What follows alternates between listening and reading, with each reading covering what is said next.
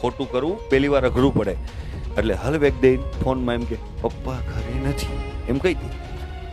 બીજી વાર ફોન આવે ને ત્યારે એના બાપાને કેવું ન પડે. છોકરો ડબલું ફોન ઉપાડીને એમ કે પપ્પા ઘરે નથી. હા અમે જ કહી દઈએ. ખોટું બોલવાની પ્રેક્ટિસ પડી ગઈ. મહત્વનો મુદ્દો એ છે, આજે જિજ્ઞાસાની વાત શું કામ કરી? કારણ કે જિજ્ઞાસા હોય ને તો તમે કોઈનું સાંભળી શકો. જિજ્ઞાસા હોય તો તમે બેસ્ટ રીતે સાંભળી શકો, અને એ સાંભળી શકો તો તમે સમજી શકો તો અનુભવી શકો તો અમલમાં મૂકી શકો. અમલમાં મૂકો તો રિઝલ્ટ આવે તો તમે જે ઈચ્છો છો એ થાય. મેઇન વસ્તુ છે જિજ્ઞાસા, ઈચ્છા. તમારી તીવ્ર ઈચ્છા હોવી જોઈએ.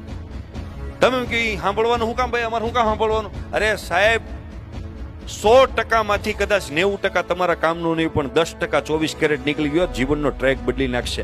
અહીંયા આવીને બોલી છે, કોઈ અભ્યાસ કરવા નથી ગયા. આ જ રીતના જીવનમાં શીખાશે, અને આ જ રીતે અહીંયા. અને હરેક વ્યક્તિ જે પ્રોગ્રેસ કરે છે આ જ રીતે કરે.